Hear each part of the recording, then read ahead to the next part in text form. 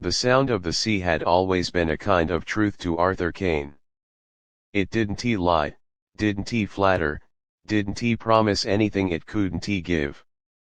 It simply existed roaring, endless, indifferent. And as he stood on the cliff that October evening, the waves breaking against the rocks below, he thought, it's been 20 years since I last saw him.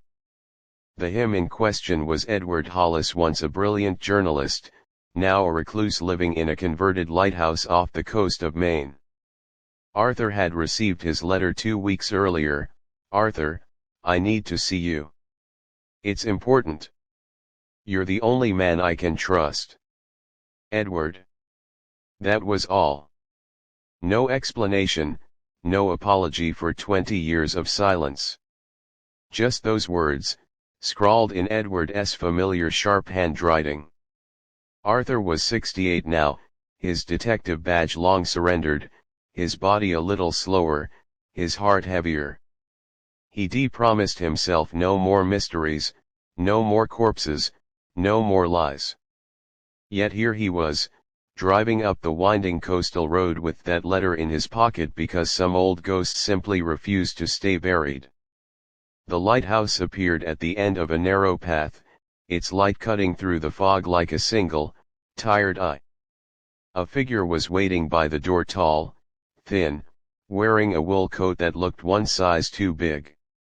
"Arthur Kane," Edward said, his voice rough with years and cigarettes. "You came." Arthur managed a smile. "You make it sound like a surprise." "It is," Edward replied, his mouth twitching. "Most men don't answer letters from ghosts." Inside, the lighthouse had been turned into a sort of hybrid, part museum, part living quarters.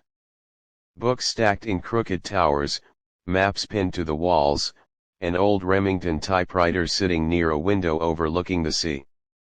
A single photo stood framed on the mantel, 2 young men in uniform, smiling. "Arthur and Edward, 1979. Whiskey?" Edward asked. Arthur nodded.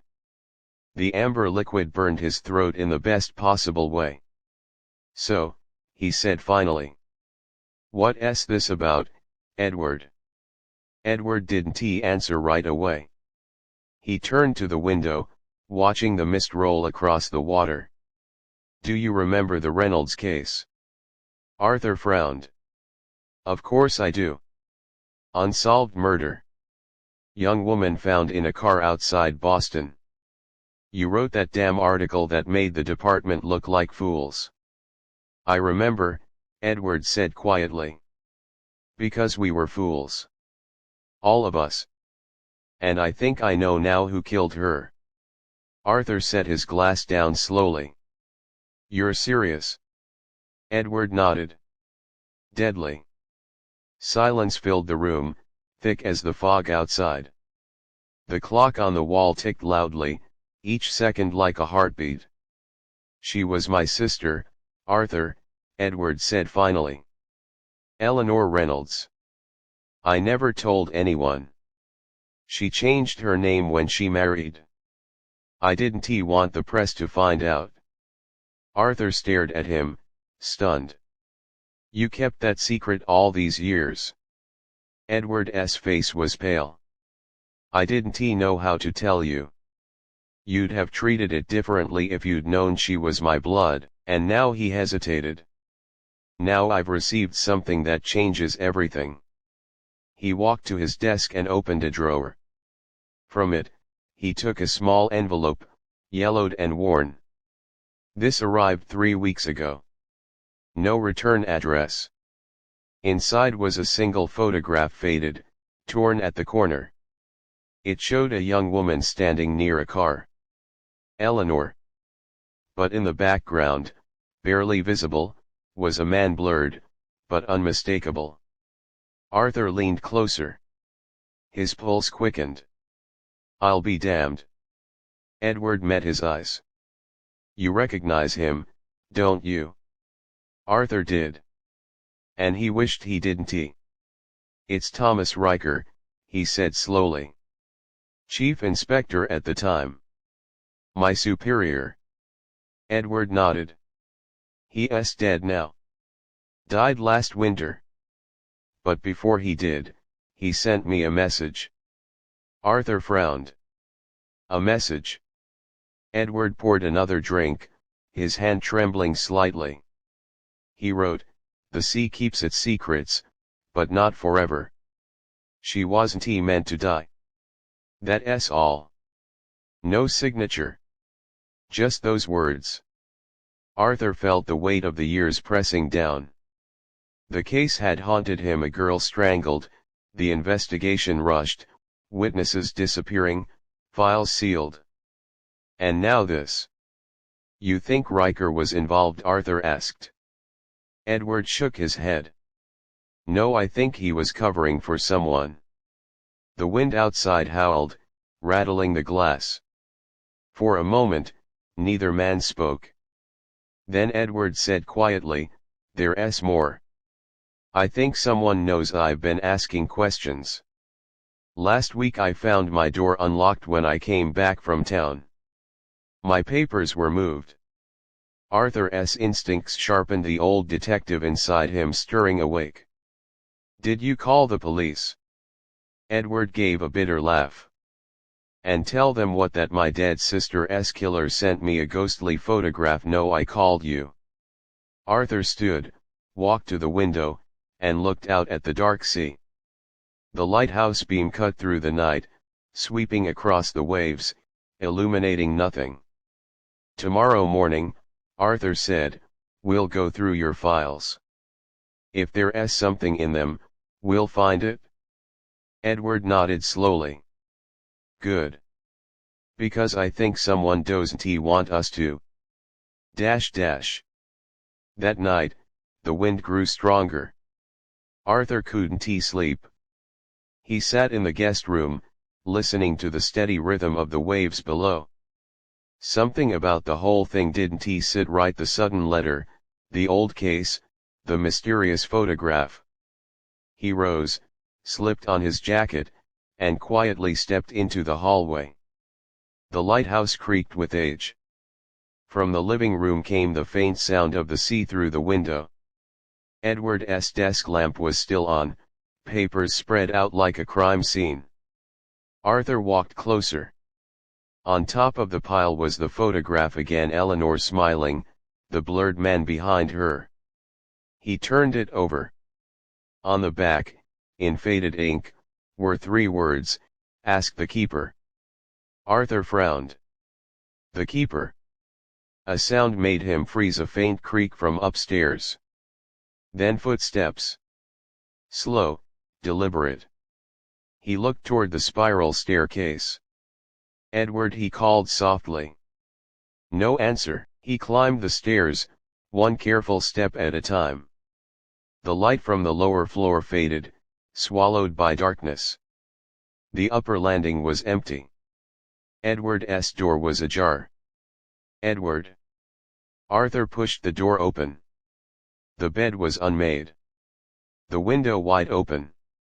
Curtains fluttering in the cold wind. And on the floor an overturned glass. A small puddle of whiskey. But no Edward. Only the echo of the sea, and the lighthouse beam sweeping endlessly through the night. Morning came, gray and heavy, the kind of morning where the sea looked like steel and the air itself seemed tired. Arthur Kane stood at the window, staring at the horizon. The bed in the next room was still empty. No Edward. No note. Nothing but the echo of waves slamming into the rocks. He checked the small path leading down to the shoreline. 2 sets of footprints. One going down. One coming back. Both blurred by the night tide. Arthur's chest tightened. "Damn it, Edward," he muttered. He turned toward the door when he heard an engine, a slow, rumbling sound. A jeep approached along the narrow dirt road. Behind the wheel was a woman, maybe in her early 60s, her gray hair tied back in a ponytail, face weathered but sharp. She stopped the jeep and climbed out, pulling off her gloves. "You must be the friend," she said. "Arthur Kane." He hesitated. "And you are?" "Clara Wells," she said, offering a hand. "Keeper of this place. I live down the hill. The old man told me you'd be here."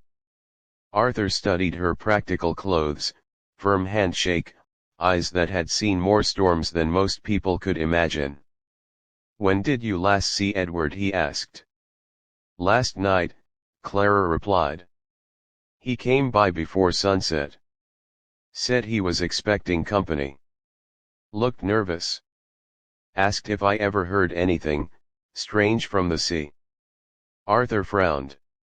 "Strange?" Clara shrugged. "Said he'd been hearing voices.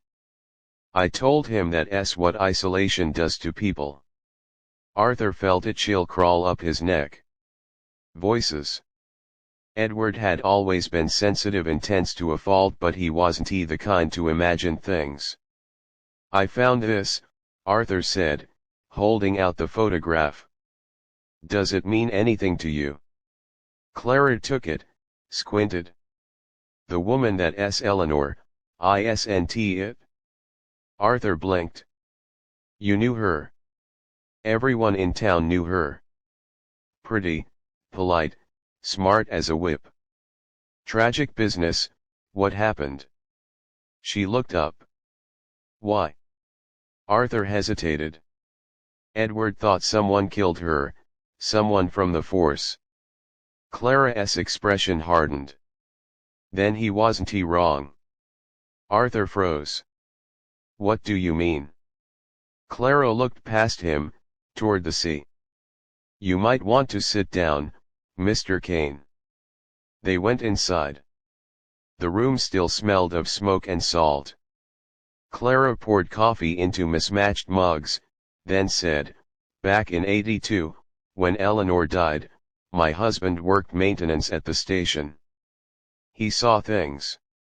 Heard things. He told me Riker, your chief, ordered files destroyed.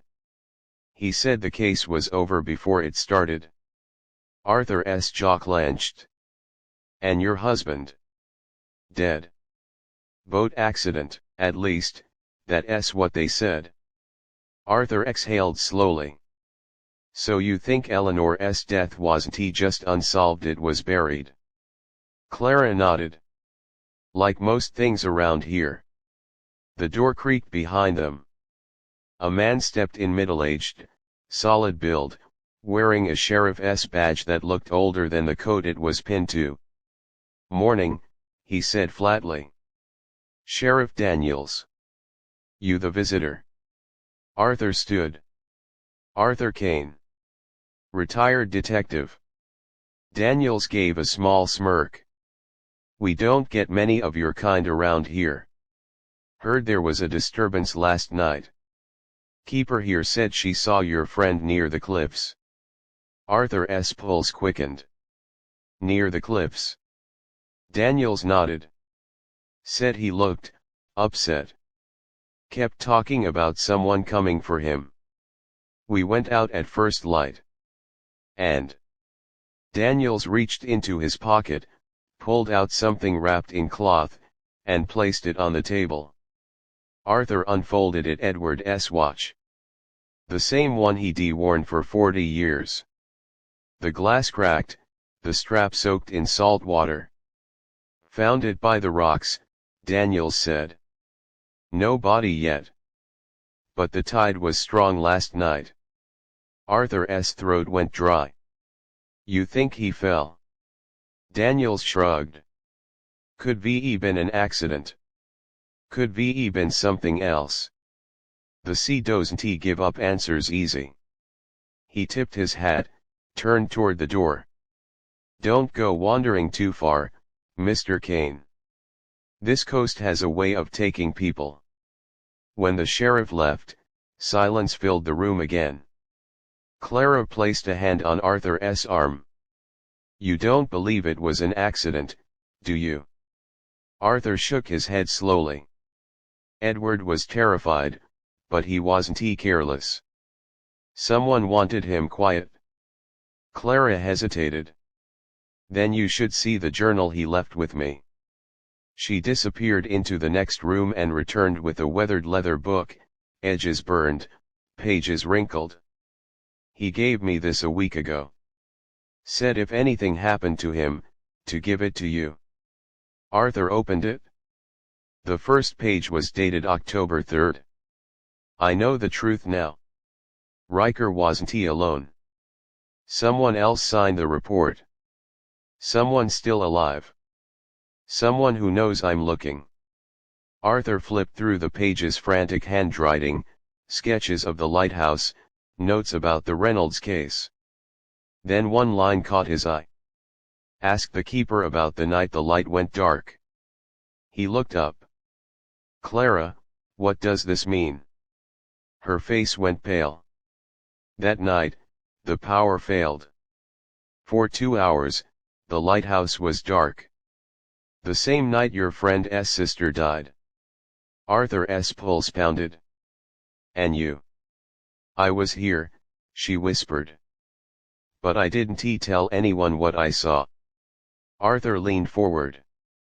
What did you see? Clara hesitated, her fingers trembling on the mug. A man. Coming up from the rocks. Carrying something. I thought it was driftwood until I saw the arm hanging. Arthur froze. You saw the body? She nodded slowly. And I saw who carried it? Arthur's voice was barely a whisper. Who? Her eyes met his. Thomas Riker. The words hit like a hammer. Arthur sat back, breath short. His old mentor. The man he trusted. But that's not possible, he said quietly. He was in Boston that night. Clara looked away. That's what they told everyone. Thunder rolled in the distance, low and slow. Outside, gulls screamed over the cliffs. Arthur closed the journal. If Riker was here that night, and Edward found proof. Then someone killed him to keep it buried, Clara finished. A sharp knock at the door made them both jump. Arthur crossed the room and opened it. Sheriff Daniels stood there again, hat in hand. His expression was grave. Mr. Kane, he said. We found your friend. Arthur's heart stopped. Where? Daniels hesitated. About half a mile down shore. He's dead. The room seemed to tilt. Arthur gripped the door frame. Clara whispered, how? Daniel's eyes were hard. Broken neck. Looks like he fell from the cliffs. But there's something else you should see. He stepped aside. Behind him, 2 deputies stood near a stretcher. A tarp covered the body. Daniels lifted it halfway. Arthur's stomach turned, Edward's face pale, eyes half open, mouth frozen mid-breath. But what made him freeze wasn't the death itself. It was what lay beside the body. A torn piece of paper, soaked but still legible. Ask the keeper. Daniels frowned. Any idea what that means? Arthur glanced at Clara, whose hands were trembling. No, he lied. That night, the storm returned. The waves crashed harder, as if the ocean itself was restless. Arthur sat by the window, Edward's journal open on the table. He read the last entry over and over. If you're reading this, Arthur, it means I was right. The truth is closer than you think. But don't trust the light. It hides more than it shows. He closed the book, staring at the beam of the lighthouse sweeping through the dark rain. For the first time, he realized something chilling. The lighthouse light wasn't steady. It flickered once, twice, as if signaling someone out at sea. And when he turned to ask Clara about it, she was gone. Rain hammered against the windows, turning the glass into liquid mirrors. The storm had swallowed the coast whole. No moon, no horizon, only the lighthouse beam slicing through the night like a nervous heartbeat. Arthur Kane stood by the window, staring at the flickering light. Every few seconds, it blinked, not random, but rhythmic. 3 flashes. Pause. 2 flashes. Pause. 3 again. He frowned. That's Morse code. He scribbled it on a notepad, translating automatically, the way he'd done during his army years. SOS. Repeated, again and again. The storm howled louder. He reached for his phone. No signal. Landline dead. The power flickered, then stabilized just enough to keep the light alive. He turned. Clara. No answer. Her coat was gone. Arthur grabbed his flashlight and stepped into the hallway. The spiral staircase loomed above him, twisting upward into the tower like the spine of some ancient creature. He climbed carefully, the steps slick with moisture, the sound of the sea echoing through the walls. At the top, he pushed open the door to the lantern room. The great Fresnel lens rotated slowly, bathing the room in pulses of gold. Outside, the storm raged, waves crashing against the rocks like cannon fire. And in front of the glass stood Clara. Her hands rested on the console, her back to him. The light reflected off her face, pale, unreadable. Clara, Arthur said quietly. You disappeared. She didn't turn. I had to check the lamp. It's been acting strange since yesterday. He stepped closer. It's not the lamp that's strange. It's the signal. That made her pause. Signal. Morse code. SOS. Someone's calling for help. Clara finally faced him. Rain streaked the glass behind her. Arthur, there's no one out there. Not in this weather. He pointed toward the flashing beam. Then why's it repeating perfectly? Her eyes darkened. Maybe Edward set it up. Maybe he wanted you to find something. Arthur's voice was calm but sharp. Or maybe someone's trying to warn us. For a long moment, they just stared at each other, the storm groaning around them, the beam sweeping through the fog. Then Clara said quietly, You don't trust me. Arthur hesitated. I trust the facts. Right now, they don't look good. She sighed. Then you should see this. She reached into her coat and pulled out a sealed envelope. Edward gave me 2 things. The journal, and this. He said it was for you, only if something happened to him. Arthur took it, fingers trembling. The paper was damp, the handwriting shaky but familiar. He tore it open. Arthur, if you're reading this, I'm probably gone. You were always the one who saw what others missed.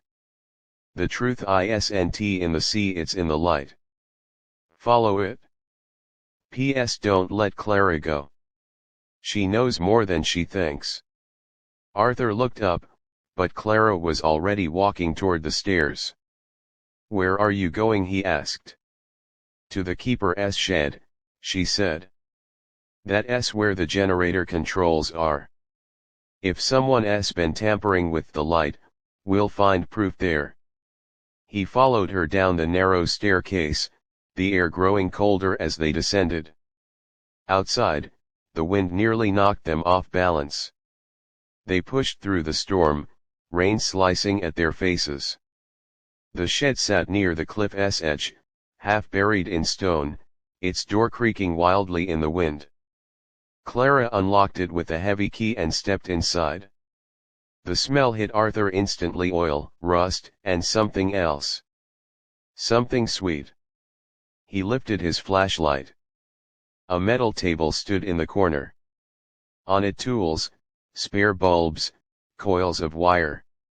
And beneath the table, a small wooden box. Clara knelt, opened it carefully. Inside lay a set of cassette tapes, labeled in Edward's handwriting. Eleanor. 1982. Riker. Confession. Arthur's breath caught. He recorded someone. Clara picked up the one labeled confession and turned it over. It's dated 2 days ago. He found an old tape player on the shelf. The moment the tape clicked in, static filled the room. Then a voice, faint but unmistakable. Edward S. If anything happens to me, this is my statement. I've discovered that the Reynolds case was never closed because it wasn't supposed to be. Riker didn't act alone. There was another man once still living in this town. The keeper knows him. Arthur's pulse quickened. The keeper. He turned to Clara, who looked just as stunned. He came to see me last night, the voice continued. Said he couldn't carry the secret anymore. But before he could tell me the name, the tape hissed violently, then cut off. Arthur stared at it, heart pounding. It's been erased. Clara shook her head. No. Someone recorded over it? Look. She pointed to the tape. The last few seconds flickered again, this time with a different voice. Deeper. Male. You shouldn't have come here, Arthur. Arthur froze. What the hell? A sudden crash outside made them both jump, a shadow moving near the doorway. Clara spun around, flashlight trembling. Who's there? No answer. Just the roar of the sea. Arthur stepped forward, peered into the darkness. A figure darted away, coat whipping in the wind. He ran after it, boots sliding on wet rock. Stop! He shouted. The figure turned the corner toward the cliffs and vanished. Arthur reached the edge, breath ragged. Nothing. Only the endless, black waves below. When he turned back, Clara was gone. He found her an hour later, sitting inside the lighthouse kitchen, soaked to the bone, staring at the floor. The storm had passed. The world was suddenly too quiet. She's back, she said softly. Arthur frowned. Who? Eleanor. He followed her gaze. On the kitchen table lay a damp photograph, the same one Edward had shown him. Only this time, there was writing scrawled across the bottom in fresh ink, "The light remembers." Arthur picked it up carefully. Someone's playing games. Clara shook her head. No. Edward said the light hides more than it shows.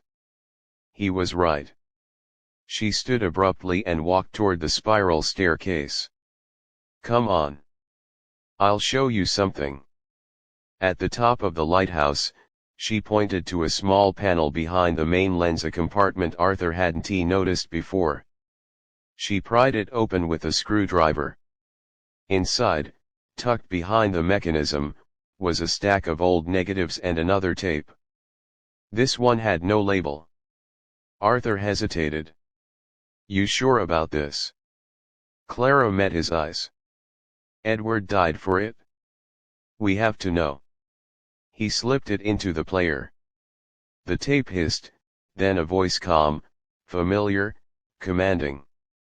Riker, it's done. The girl's gone. Tell the inspector we'll keep the light off until morning. No one will see a thing. Arthur's blood ran cold. The voice wasn't Riker's. It was his own. He ripped out the tape, heart hammering. That's impossible. Clara stared at him, wide-eyed. Arthur. No. That's not me. Someone else edited this. But even as he said it, a memory stirred, a fragment buried deep in the fog of time. The night of Eleanor's death. He had been near the coast. Riker had sent him there, told him to check the lighthouse. The same night the light went dark. He backed away, shaking his head. "No, I didn't." Clara's voice was almost a whisper. "What if you did?" Arthur turned to her, anger mixing with confusion. "Don't you dare." But then he saw it, fear in her eyes. Not of him. Of something else. "Arthur," she whispered. "Look." The beam of the lighthouse had stopped turning. It shone directly into the window onto the two of them. And in the reflection of the glass, behind them, stood a shadow. The next morning, the fog had lifted, replaced by a pale, honest sun that made the cracked pavement glisten. Detective Harper arrived at the cafe before anyone else. The smell of yesterday's burnt coffee still lingered in the air. He stood by the broken clock. 7:32 exactly when the explosion happened. Exactly when time had stopped for one man. Then, he noticed it, a faint smear of gold on the wall behind the clock. Not paint, something finer. He scraped a bit with his penknife. Gold leaf. The kind used on antique clocks, or on church icons. Suddenly, everything fit. He rushed out, almost running toward the chapel on the edge of town. The small white building was still closed, but the side door was unlocked. Inside, the same quiet. The same smell of wax and dust. And there in front of the altar knelt Father Ellis, whispering something under his breath. "Father," Harper said softly, "we need to talk." Ellis turned slowly, a sad smile forming on his face. "You found it, didn't you?" Harper nodded. "Gold leaf from the old church clock. The one that vanished after the fire 20 years ago. The same clock John Whittaker tried to restore before he died." The priest sighed. "He didn't deserve what happened." "None of them did." Harper took a cautious step closer. "You set the bomb, Father." "No," Ellis whispered. "But I knew who would. And I let it happen." Ellis told the story how, 20 years ago, the town's wealthy men had secretly insured the church for twice its worth, planning to burn it for profit. Whittaker, then a young craftsman, had discovered it and tried to expose them. They silenced him, made it look like an accident. Ellis had carried the guilt ever since. "When George Baker moved here last year," Ellis continued, "I saw him with the same men. The same greed in their eyes. I thought, maybe justice would finally come. But I never expected this." He handed Harper an envelope. Inside, a confession letter from Baker, postmarked 2 days before the explosion. It described everything: the insurance fraud, the threats, the revenge. "But why did you hide it?" Harper asked. Ellis smiled faintly. "Because I wanted to see if you'd listen to the clock." "The clock? The one that stopped at 7:32. I set it there myself, to remind the town what time it was when truth finally came back." Harper left the chapel as the sun reached its highest point. The air felt lighter somehow, or maybe it was just the absence of lies. He looked at his phone. Another message from his daughter, asking if he'd make it to her piano recital that evening. He typed back quickly, "I'll be there. I promise." Before driving off, he looked once more at the silent clock tower in the square. For the first time in years, it didn't seem broken. Just resting. And somewhere deep in the gears of that town, justice had finally started to tick again.